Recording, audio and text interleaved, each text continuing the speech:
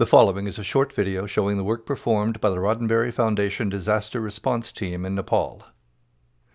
The team deployed in May of 2015 after the devastating 7.8 magnitude earthquake that struck on 25 April.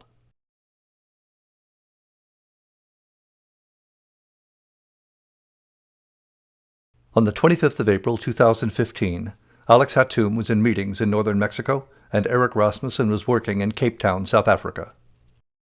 After Saturday's 7.8 earthquake, Nepal is on the verge of humanitarian crisis. The hospitals who are being swamped. There's lots of people who brought in now wounded and with quite severe injuries, and we don't have the material in some of these hospitals. The quake struck just before noon local time Saturday, rocking the Nepalese capital with devastating force. Now rescue workers are scrambling to find survivors who may still be trapped in the rubble. Thousands have died, but the full extent of the damage and loss of life is still not known. The damage in Nepal's more remote districts is feared to be catastrophic. Alex and Eric connected quickly and determined that this event would likely meet our Roddenberry Disaster Response Team criteria for deployment. We received approval, and from that point we began identifying potential team members, travel logistics, and equipment preparation. We decided to take a team of 4. Dr. Eric Rasmussen, a physician, Alex Hatum, our team manager, Eric Wendt, our GIS specialist, and our photojournalist and documentarian, Lorenzo Moshe of Rome. Steve Birnbaum from our team was already working in Kathmandu, and he joined us. Another valuable networking link was to a local Nepalese PhD anthropologist living in Kathmandu, Dr. Prem Khatri. Prem had trained at the University of California before returning to Nepal, where he became the Dean of Tribhuvan National University and served in several government positions. He speaks 4 of the local languages and proved a linchpin for our deployment success. After our arrival and registration inside the country and with the international response community, we began attending meetings with the UN's Water, Sanitation, and Hygiene Cluster. With their information management tools and their helpful staff, we began to evaluate the several areas they thought might need support from us. We also met with several Nepalese crisis and disaster management offices, and they were very generous with their time and expertise. They thought our first survey should be to the east of Kathmandu, and if there were no suitable sites, then our second evaluation should be to the north. We also checked in with professional colleagues working with the United Nations to determine their opinions and get their advice. As we left Kathmandu, we surveyed drinking water conditions within the displacement camps on the edge of the city. Fortunately, the United Nations water teams were just arriving, so we moved on. We started our next site survey in Bhaktapur, a medieval Nepalese town southeast of Kathmandu. We surveyed the most damaged areas carefully and found that there was already strong NGO support for water, food, power, communications, and medical care. The community was profoundly damaged, but the area was historically very important and relief agencies had arrived quickly. After discussions with local survivors and international responders, including some elderly residents and a collection of friendly kids, we were satisfied that they were well cared for, and we began our next site survey to the north. Prem was fairly certain large areas had not yet been seen by any relief organizations, so we accepted his offer to show us several remote hill villages. We made our way slowly back through areas of Kathmandu that were severely damaged, and then drove up into the hills below the Himalayas on very rough dirt tracks.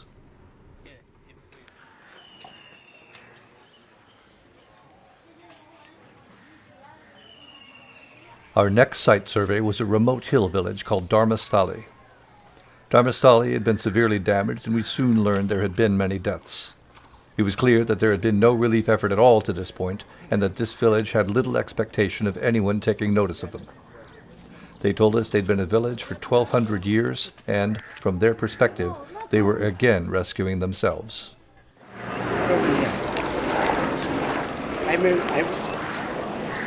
No. This is Penguins, yeah. Up top. My son is sleeping in the third floor, and it collapsed on the ground floor. Oh my God.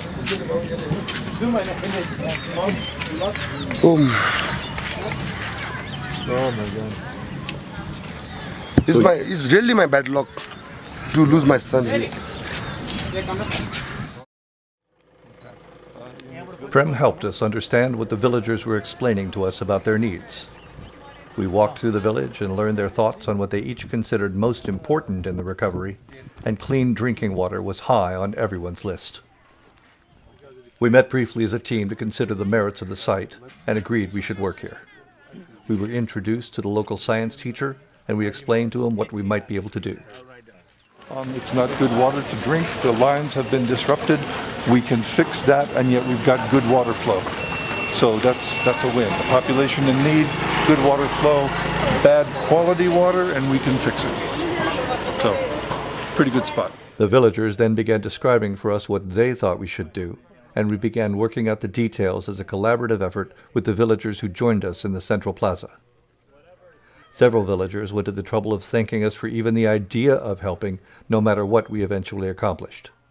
They found our willingness to listen to them surprisingly courteous. The local military joined us as we began to map out our ideas, and after an hour or so of collaborative planning, we got to work. The villagers of Dharmastali were hoping for a permanent solution. They wanted clean water for years, not days, so we took the time to design a full village drinking water system from our existing disaster water shield. We then went off to buy everything we were going to need locally. Unfortunately, as we were buying our supplies in the stores of Kathmandu, a very strong 7.3 magnitude earthquake hit. We start with some breaking news this morning. A new major earthquake hit Nepal this morning. The 7.3 magnitude quake was followed by several aftershocks. Reports say at least 19 people are dead and hundreds injured. The actual number was another 153 people dead and more than 3,200 injured. They're trying to build this so they can bring the people into there to make an emergency medical center.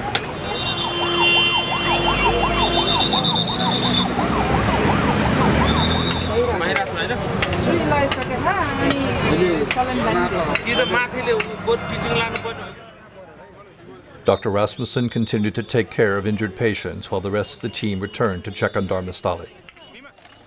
The team found that there was still more damage from the newest quake, but no further casualties. As we approached the central plaza, we could see more damage, and we knew there would be more rubble to clear before we could start working. The villagers, though, were already clearing bricks from the rubble and preparing them for reuse in new buildings, and they began clearing the wood and scrap metal for us as well. There are no bulldozers, so it's all done entirely with manual labor.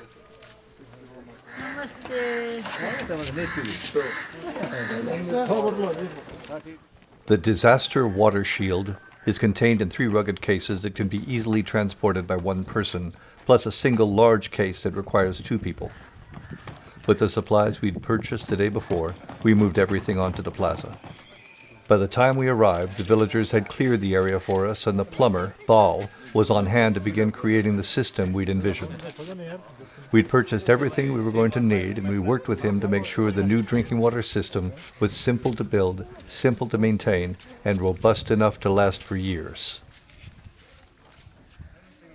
There was a little excitement when the villagers saw the beautiful food-grade stainless steel water tank we'd found. The village kids had a little fun with the mirrored surface.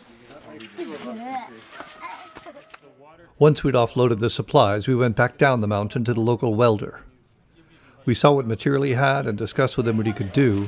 Then we drew the design for a shed together in the dirt. As it turned out, that was a very effective way to work, and he built a beautiful shed to protect the system. He knew his job. We knew our needs, and he was ready, on time, and on budget.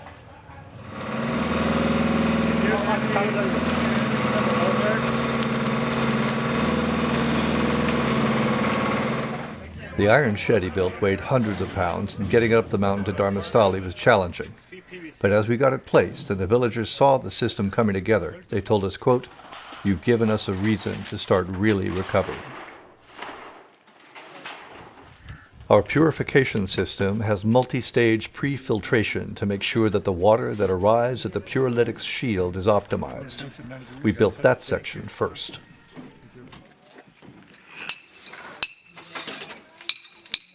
As the system and the shelter came together, other craftsmen from the village began to run piping and clean walls.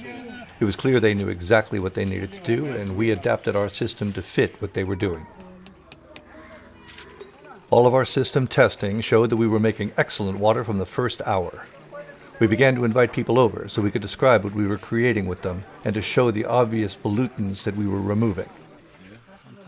We demonstrated the cleaning of the spin-down filters, and we opened the cases to let them see the filling of our purification system with their local, very contaminated water. Then we invited them to try the clean water with us, and that went well. Again.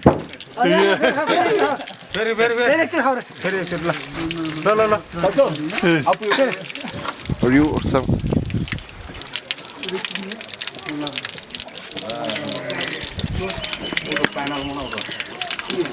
Best water this village has Very good. Very good. All right. Good. Yeah. You're welcome.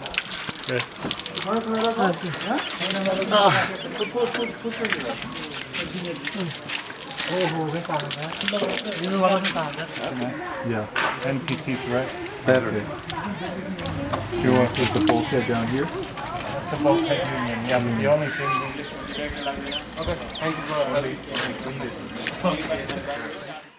The German engineering firm THW was working in Kathmandu and agreed to come up to our village and test our water. They first tested the contaminated water from the village tap that we were using as our source, then the treated water we'd purified. The local kids found the process fascinating. The curious locals were already conducting their own assessment, and they were happy to show us their findings. The formal results from THW, an independent laboratory evaluation, were all we could have hoped for. The raw water coming into the system, the water these villagers had been drinking, was profoundly contaminated with raw sewage, including bacterial enterococci and fecal coliforms. Our purified water was better than just clean. It was good enough to pass not only WHO drinking water standards, but the extremely strict German national water standards as well. Once we established the water was clean, we began improving the area around our shed, giving the kids a chance to be a part of it all. We also hired the local painter to put up any messages the village wanted to paint. They chose the wording, and the resulting wall was beautiful.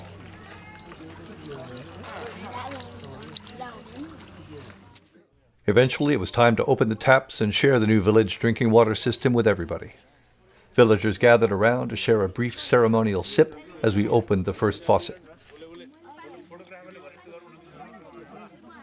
This is the last moment of our work. We have worked here for about 6 days, and this is the final time. The tank is ready. This has been old tank, reservoir has been repainted. We have our box, protection box here. Two water taps coming, 2 faucets coming.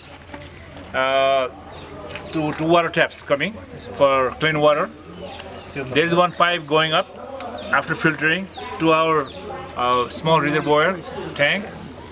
Then the water is coming down to these 2 taps, where people will get clean, healthy water from now on. Thanks, Roddenberry Foundation, USA.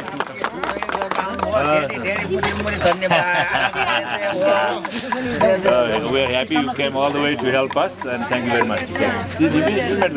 We soon saw monks arriving from the nearby Buddhist monastery. They too saw the value of the new water system and asked very politely if they could share. The following afternoon, we had an unexpected visit from the President and the First Lady of Nepal, thanking us for our attention to the rural poor. But more importantly than the President, the villagers of Dharmastali thanked both our team and the Roddenberry Foundation. We've provided a remote and badly damaged village of about 800 people with clean drinking water for the first time in their history. The solution we provided was permanent and driven by local needs, local resources, and local decisions. 4 months later, we returned to a recovering Nepal to determine whether our system was still delivering clean water every day. We'd made arrangements for routine maintenance, and Prem had updated us monthly. The monsoon season had been challenging for the filters, but he said that the village had remained healthy. In Dharmastali, we found new shelters made of old bricks and tin sheet, and lots of new agricultural planting as well. The village was badly damaged, and recovery will be a slow process driven by their own internal resources, but life was clearly better than when we'd left.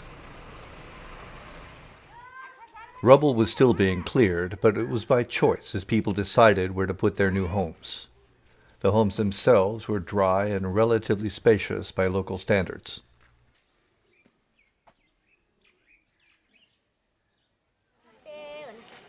The kids we'd met months before came by to see us as we began unpacking our spares and assessing the system.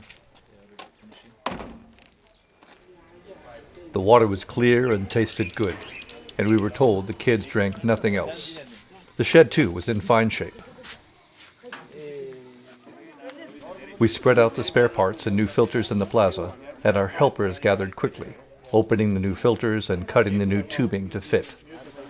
We flushed the system and began our testing, while Prem surveyed local opinion. We have an excellent new disinfectant called Briotech HOCl, and we scrubbed every inch of the system, including the spin-down filters, the tubing, connectors, and the tank. We replaced the existing paper filters and installed design changes that had been created as we considered the difference between a temporary system for disaster and a solution intended to be more permanent. The Pyrolytics shield is still in good shape. As you can see, the mesh is still clean. We've been cleaning the water and we've been pre-filtering it before the mesh, and it's arriving in pretty good shape. We had brought parts, tubing, tools, and test equipment, and we had several ideas about how to improve performance that we wanted to talk over with our plumber, Ball. The Pyrolytics shield is basically self-cleaning, so we taught the other villagers how to clean the rest of the system. So we've completely cleaned out all of the canisters. As you can see, the canisters are now all clean. We're going to flush the entire system with HOCl. We've got HOCl on the input. We've got HOCl in the first filter. It's going to go through the entire system, hit the UV, hit the shield, then go up into the water storage tank, which we've also flushed with HOCl. This is what the people were drinking before our system, but it also means that we have to flush our system regularly. I'll flush it now so you'll see the dirt go away. And we'll turn it back on, and you'll start to see how quickly it'll accumulate in about 15 to 30 seconds. You can start seeing it accumulate there, now here. And now you can start to see the accumulation everywhere in the filter. And we're at less than a minute, and you can start to see the buildup. Now, after you run this for about 24 hours, this filter is completely filled with sediment, which means that they have to flush it about 3 times a day, which I'm about to do again.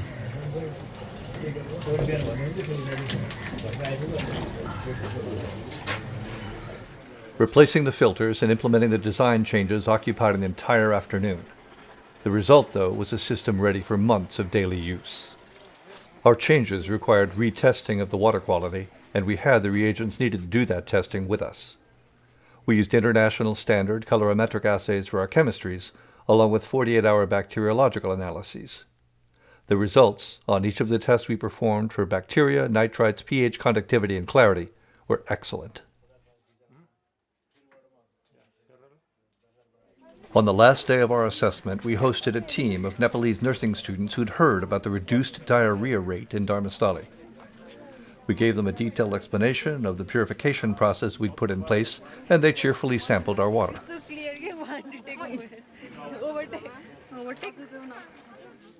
One of our team members is a registered dietitian, and she spent an hour teaching nutrition and health support to the students. We also had a chance to visit our young fan and amateur photographer, Ronaldo, in the new shelter for his family that replaces their lost home. We also had a chance to visit our plumber, Ball, and his family. यो पानीले लगभग यतातिर यो पुरानो बस्ती 1 number 2 number र 3 number वडाको लगभग सबैले मजाले चाहिँ पानी कति परिवार पुग्छ म्याक्सिमम यहाँ 400 घर परिवार छ सर यो बजारमा सबैले यो खानाको लागि युज गरेर के छ यसमा यसमा सफाइ चाहिँ राम्रै छ Because this is clean water, so there's no problem.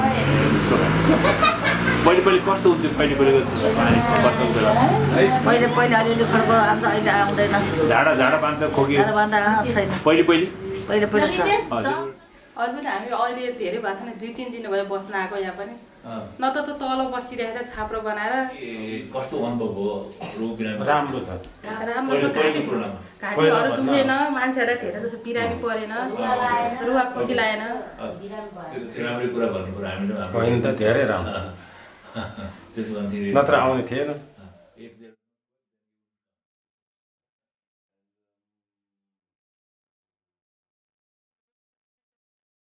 So we have about 700 people that have access to clean water for the first time.